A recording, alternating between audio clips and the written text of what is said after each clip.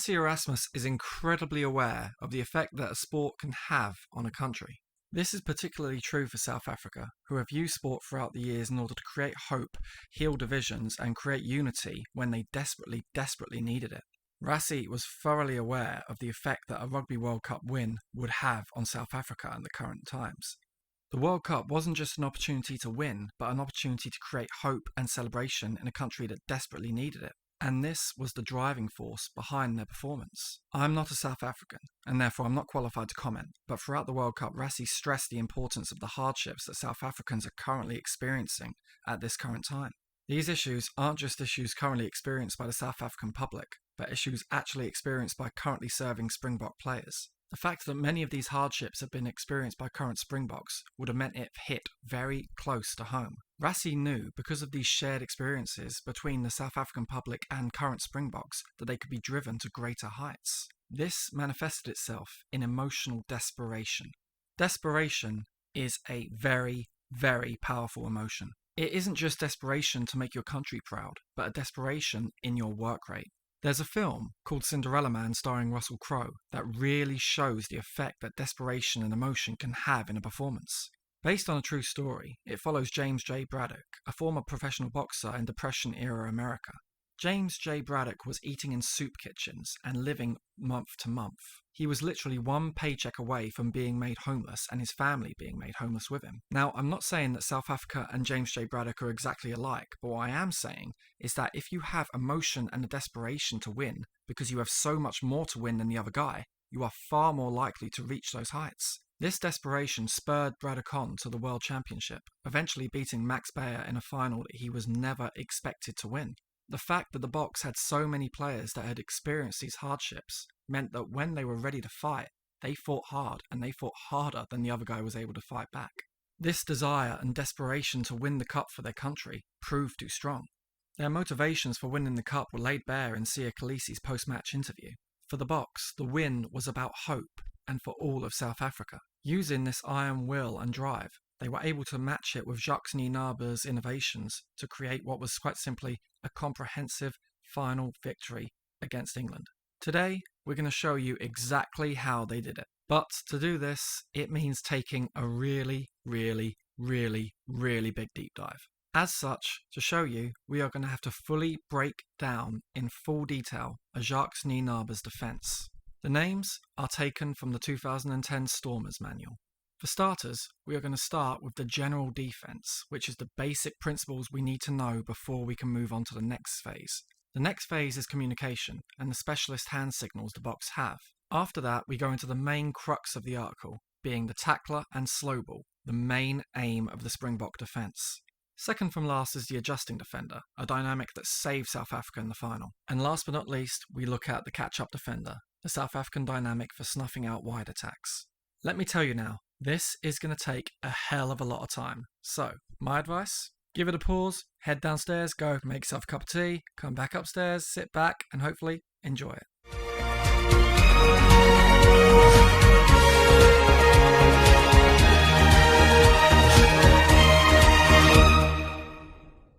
Now, before we get into the nitty-gritty, tackle, who does what, where goes where kind of thing, we have to go into the general defense, just the basics that we need to understand before we can move on to the next stage.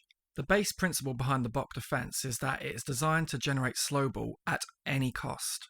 It's designed to generate slow ball, make opposition rucks near unwinnable, and therefore just make the entire attack of the opposition an absolute mess. Basically, make the Boks absolute fuckers to play against and frustrate you like crazy. The Boks have many tricks to do this, but first we have to start with their setup. The basic principle is that the Bok forwards are located in the centre, whilst the backs are split on the edges in two splits. The first of these splits we can call the 1-4 split, and it's what the All Blacks exploited to get their try in the pool game. As we can see, we have the forwards in the centre, with the tight five congregated around the ruck and the loosies further out.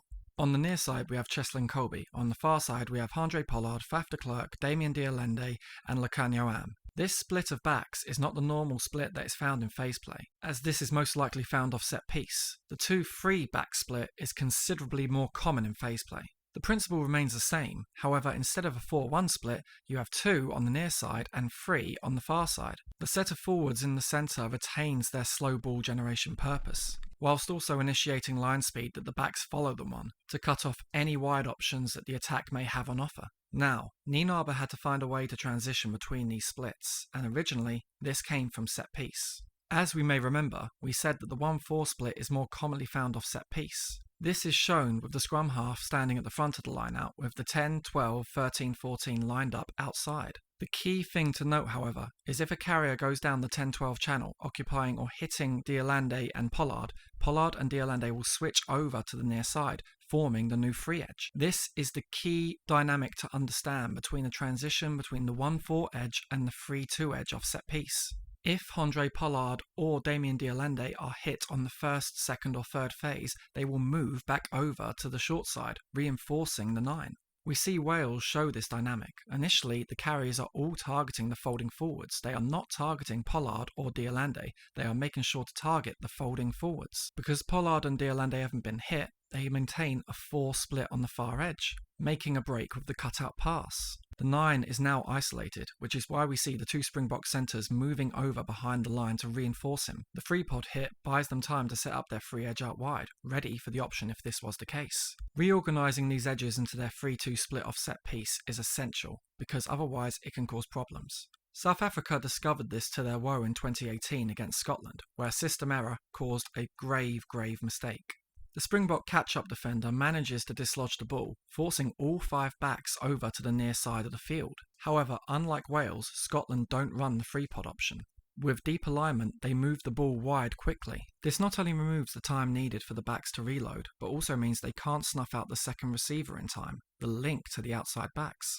We have to remember that the forwards start the line speed, which the backs continue. Because the backs weren't here to snuff this out, the try will eventually be scored. We've shown why this is important off set piece, but it is just as important in phase play. This movement of backs from edge to edge means if space appears on one side, it can be taken away. We see it here, with Jesse Kriel pushing Handré Pollard out to the far edge to reinforce the 9, along with Cheslin Colby. The 3-pod hit buys time, which means by the time the attack gets to the wide channels, it's already covered with a free edge. This principle is very dependent on the communication and the decision-making of the centres. The principle is always similar. The 13 has to make sure that the edge most likely to be attacked always has 3 backs in it.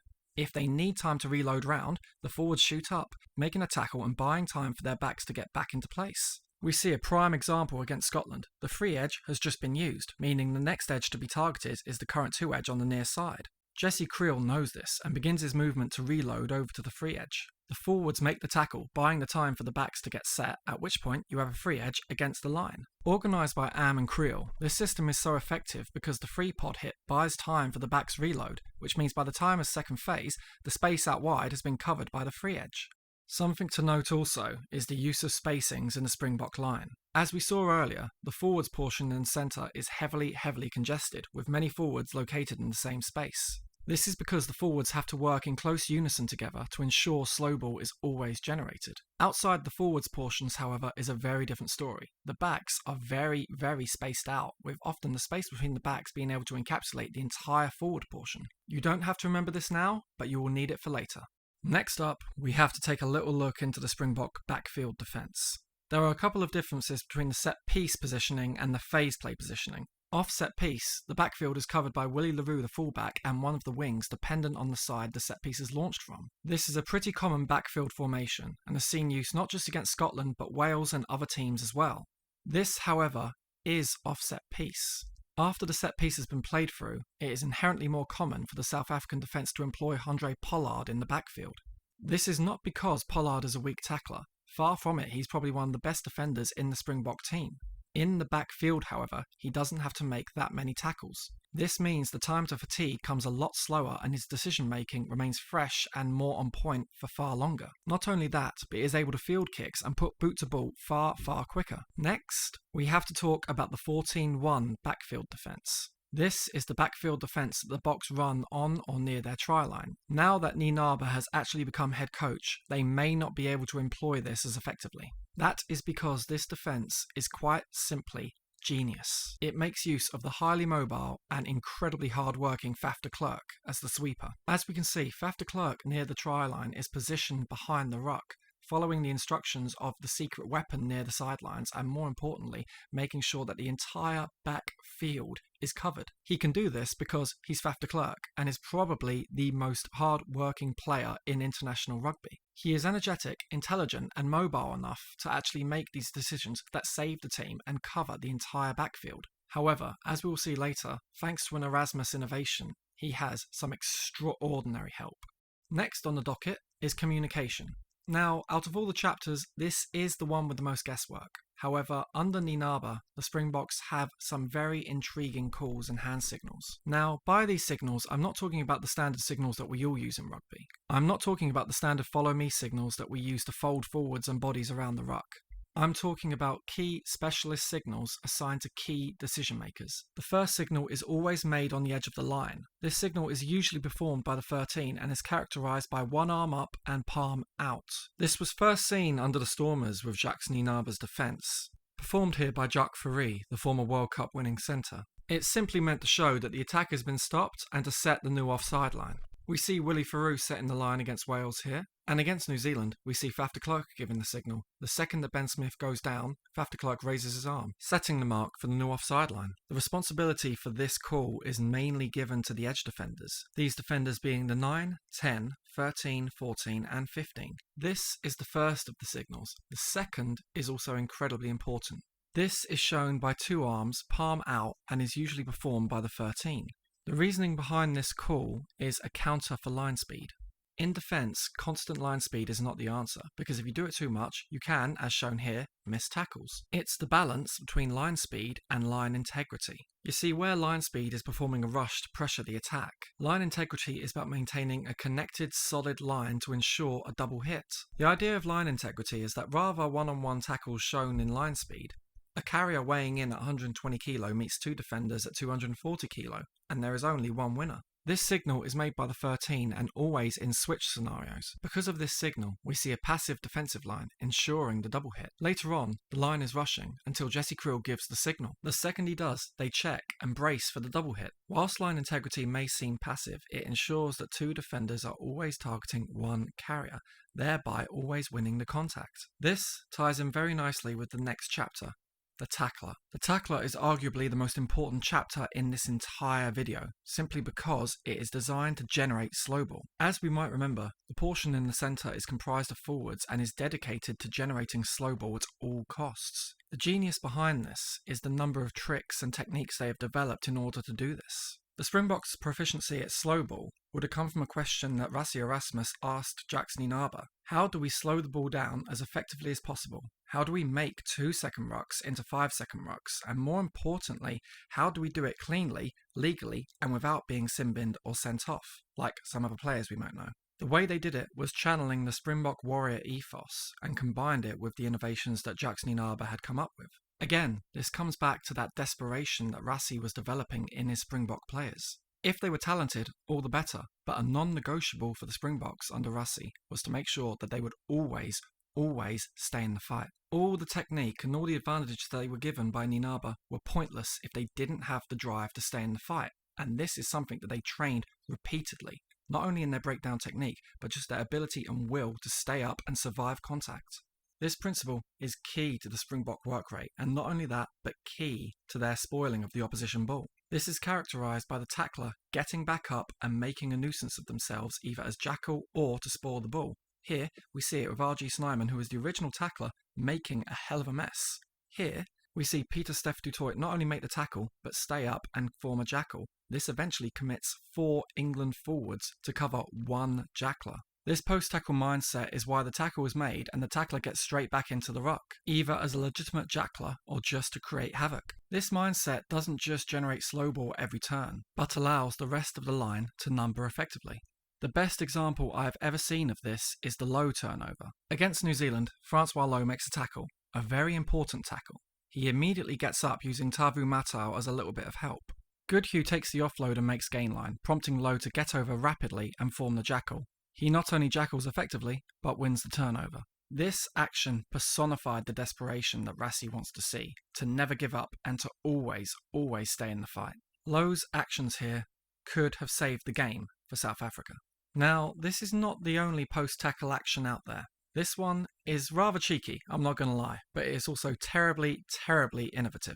The 9 is the most gobbiest, most angriest player on the pitch for a couple of reasons. One, he's a little bit short, but more importantly, he's always getting tackled. In attack, the team don't want this, as if the 9 is involved in the ruck, he can't get to the next ruck in time, and that means ruck speed of that ruck will be slower. If the 9 is taken out at one ruck, that means he won't be able to get to the next ruck in a good time. This was part of the England game plan in 2003, as can be seen at the very, very top. South Africa decided to take this on board. South Africa started sacking the 9 even after the pass had been made. This has been a trend since Nienaber took over as defence coach. The Boks time it, so when the 9 takes the ball, they sack him even after the pass is made. The best example was against New Zealand, where Steph du Toit decks DJ Perenara even after the pass has been made.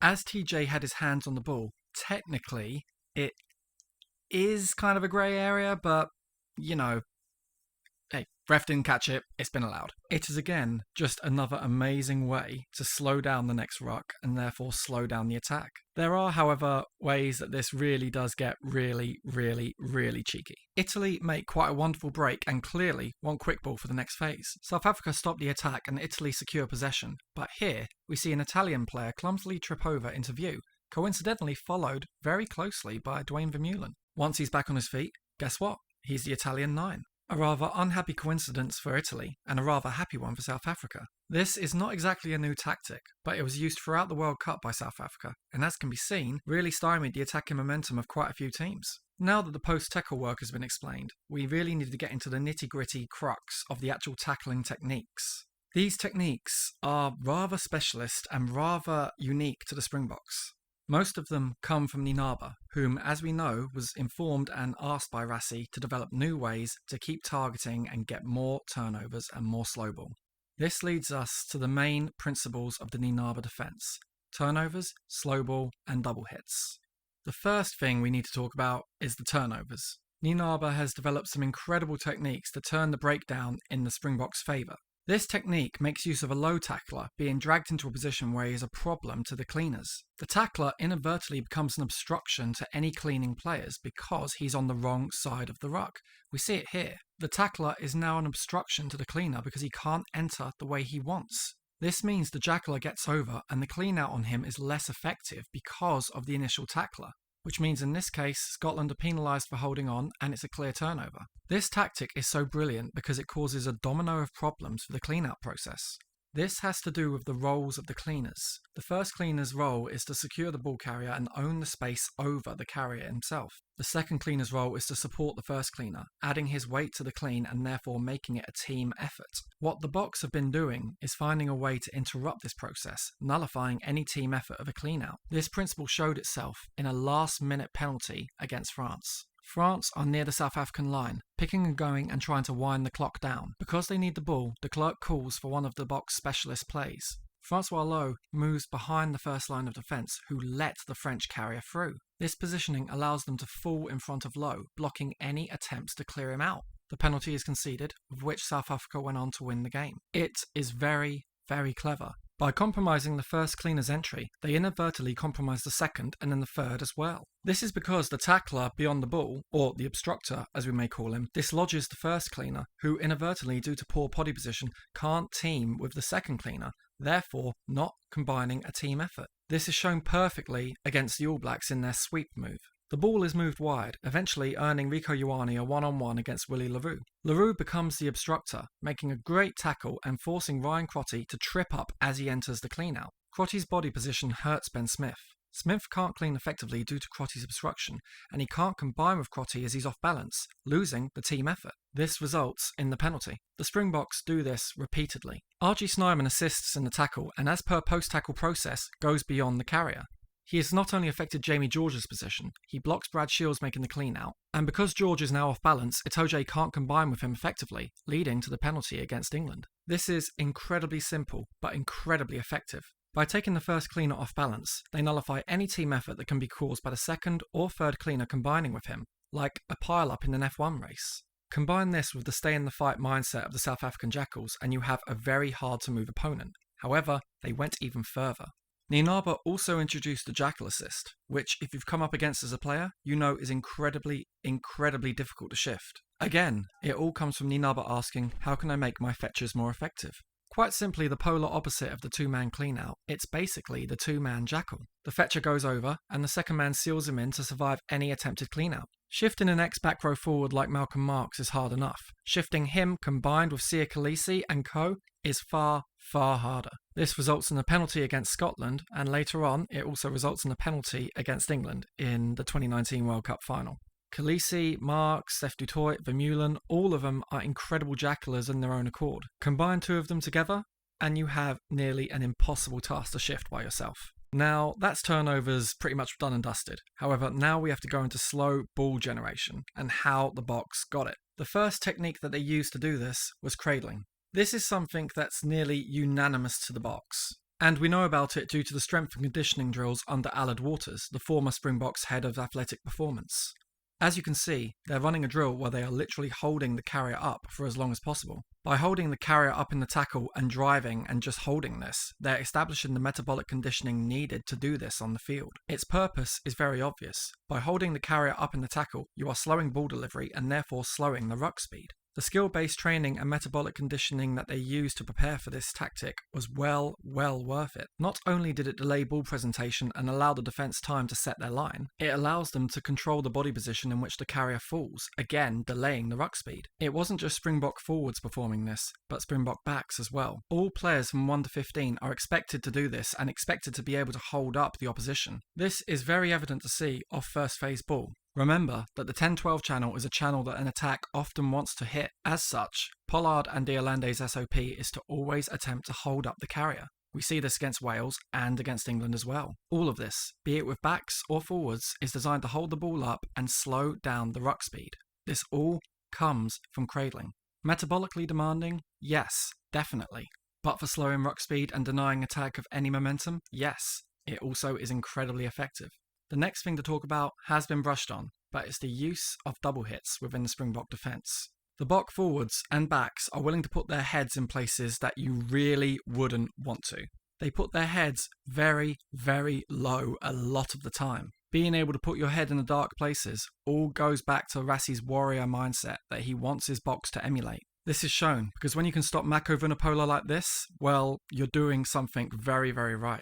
They can also employ their 1-up, 1-low double hit, which as we know enables them to obstruct the cleaners. It also allows them to wrap up the ball as they ground the player, again delaying ruck speed and ball presentation. This was the area of real innovation for the Boks, but the next chapter is also pretty prevalent. The next dynamic to discuss is the dynamic of the adjusting defender. The role of the adjusting defender is so varied, it has to be given to a special player, Faf de Klerk, the blonde-haired dreamboat. The role that he plays can be summed up in a new backfield defensive formation, the 12-3 backfield defense. We originally mentioned Faf's place on the edge and his role in the edge defense. What we didn't mention was his role at sweeper.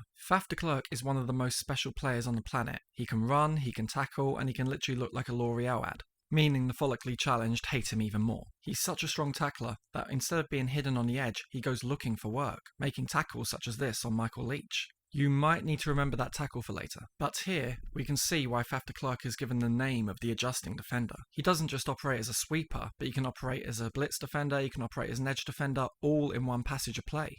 Against Wales, he slots in at sweeper, yet 2 phases later he positions himself on the edge to join the rush. Such is the autonomy that he has in defence. His effort saved South Africa in the final, which we will go into later. But now, we're on to the final dynamic. That of the catch-up defender. The catch-up defender is simply the player who targets the second receiver and therefore cuts off the wide attacks. As we may remember, the spacings of the Springbok backs are very far apart in comparison to the centre. This is to allow for the out-to-in rush of the catch-up defender. The catch-up defender starts wide, moving in on an out-to-in line to target the side of the second receiver. The second receiver is an important back, offset piece or phase play.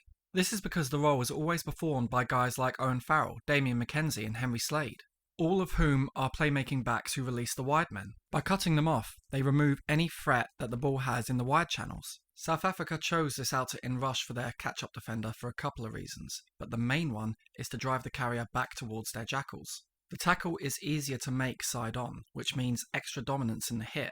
South Africa used this dominance as a way to generate more turnovers. Because the hit comes in from the side, the catch-up defender is inadvertently pushing the carrier back towards the South African Jackals. Against New Zealand, we see Mekazole Mapimpi drive Ben Smith to the ground, right at the feet of Francois LOUW, who goes in to contest. This is the byproduct and the advantage of the catch-up defender. Here, Jesse Kriel shoots up, targeting Jonathan Davies and driving him back towards his Jackals, assisted by Franco Mostert. Kriel delivers Davies at the feet of Malcolm Marx, who manages to get over the ball, stays in the fight, and eventually, with a great position, wins the penalty. These are the two roles of the catch-up defender: cut off the outside channels and provide the Jackals with more turnover ball. When the adjusting defender and catch-up are combined together, it is incredibly difficult to beat.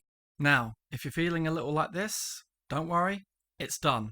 It's over. The playbook is officially over. It may have been a little bit of an ordeal getting through this, but it had to be explained this way, because South Africa used this in their final against England to massive effect. And that is what we're on to now. How did the tactics that England used against New Zealand prove so difficult to employ against South Africa? We're going to get into South Africa's use of these tactics now, and how they were so effective against England.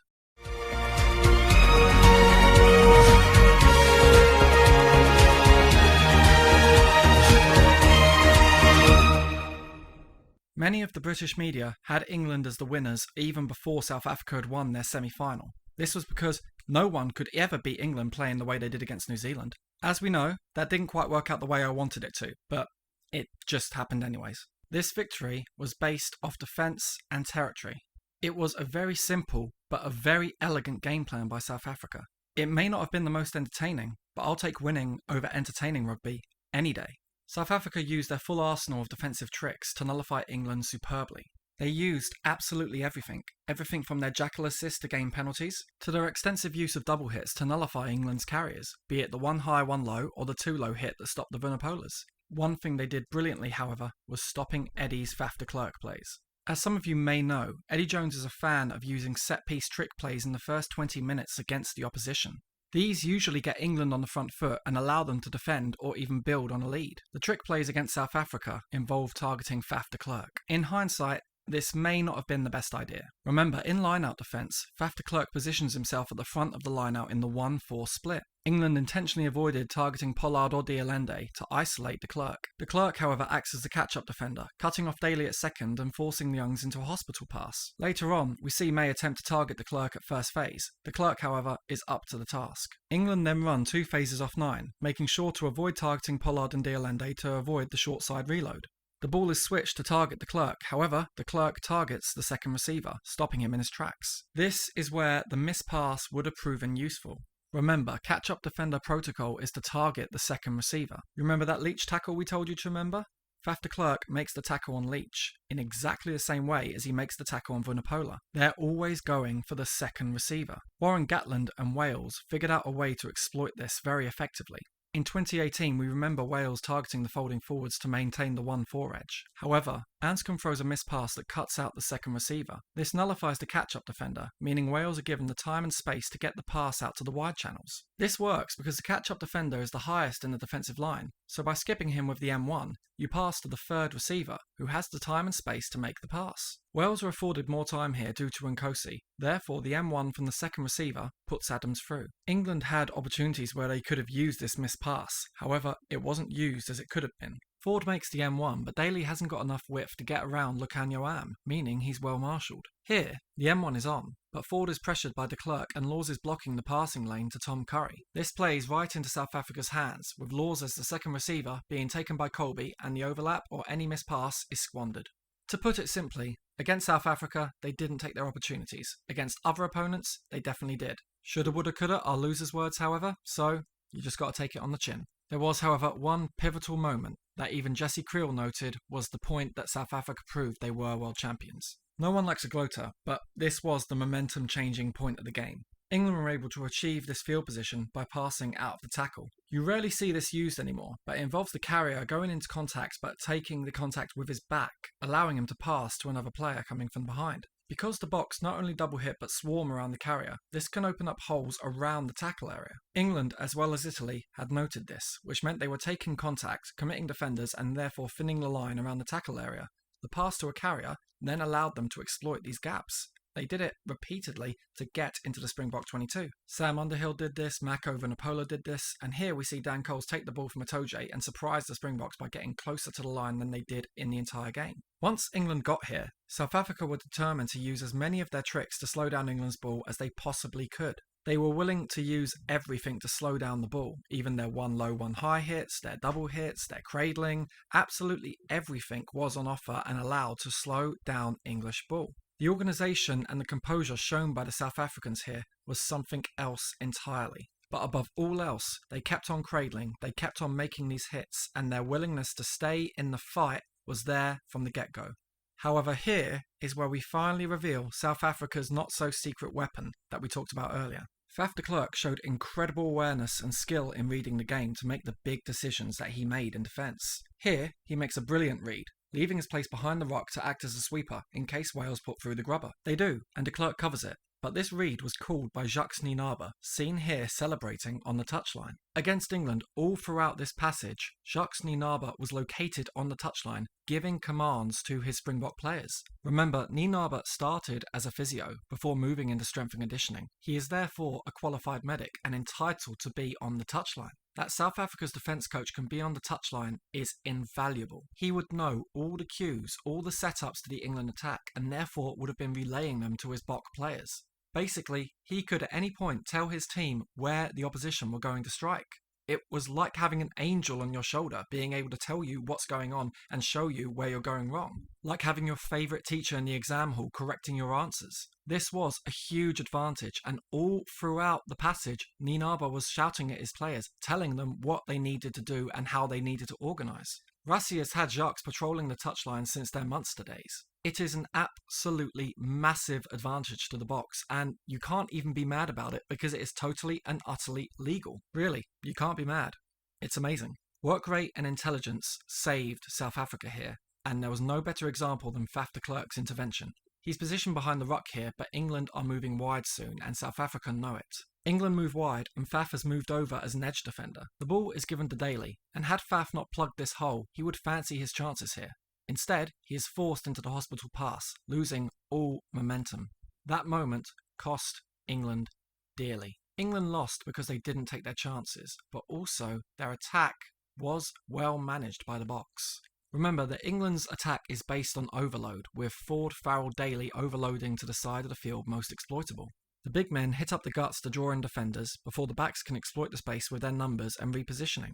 Against Ireland, we not only see Daly being brought over, but Tuolangi and Vunipola too. The big men keep making meters, and eventually the numbers are there. The numbers are used, and England go over for the try. This didn't work against the Boks because 1, the Boks are the masters of slow ball, and 2, they have their edge number philosophy. Remember, the Boks always maintain a 3-man edge on the side of the field most likely to be attacked. It is basically the antithesis to the England attacking pattern. Oh, you're going to overload that side of the field? Don't worry, you're going to run the free pod, our forwards will slow you down, and we'll use that time to get our backs in position to cover you. In doing this, they turned one of England's strengths into a key weakness. Running the free pod on the 2 phases cross-field is essential for this to work.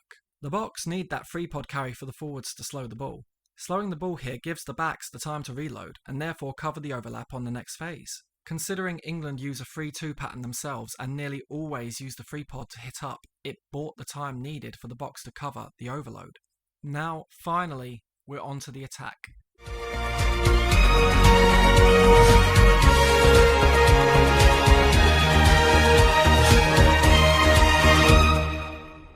When South Africa were criticised after their semi-final performance, they said they were going for the game that would win them the World Cup and that they would stick with it. Winning rugby comes first, entertaining rugby comes second. South Africa started with their set piece. It became very quickly obvious that South Africa had practiced their scrum a lot in the opening salvos. They didn't take the ball out quickly, they kept it in. They kept it in and drove the English back off the scrum, gaining penalty, penalty and penalty. With Andre Pollard at kicker, South Africa were playing for penalties as they developed plays specifically for this. Plays like that second phase maul setup. It's no coincidence they set it up just to the left of the sticks, perfect for a right-footed kicker like Pollard. They then go forward to win the penalty. They knew this was effective because the Scots used it in a game against them in 2018, except the 12 is replaced by Hamish Watson. The carrier is grounded and the ball is passed to a set of forwards who combine to form a maul, driving forward. This was the Bok game plan. Gain territory, score penalties, and get enough of a lead that England are forced to play from deep, where they can't kick back. Then use your defence to force mistakes. This may seem boring, but it is proper, grinding test match rugby. And it worked. England were forced to play from deep, meaning Lucanio gets the turnover and the ball goes up to Cheslin Kolbe. Cheslin Kolbe then actually makes his step. No! Yeah, we don't need to see that again. All of this combined together to create what is quite simply a fascinating and comprehensive victory. I mean, it hurts like hell if you're English. Absolutely hurt like hell, but you can't really complain. South Africa deserved it. They deserved the win and they deserved the World Cup. This meant this much to them because of what they had achieved for their country and that they had done it for their countrymen back home. They had put in so much effort that nothing will convince me otherwise. South Africa were deserved winners, but regardless of the result, I was and am very, very proud of my team. They put in a performance of the ages against New Zealand, and that they can be incredibly proud of, as well as making a lot of Englishmen and women very, very proud. Rassie and his men, however, had 18 months to form a World Cup winning team, and they did it very, very convincingly. He got his Springboks playing a level above, not only on technical ability, but on emotion, because he got them playing for South Africa. Maybe the greatest compliment I can give Rassie and his men is that they went out and they did their job. They brought hope and pride to South Africa. And really, when it comes down to it, you can't ask for more than that.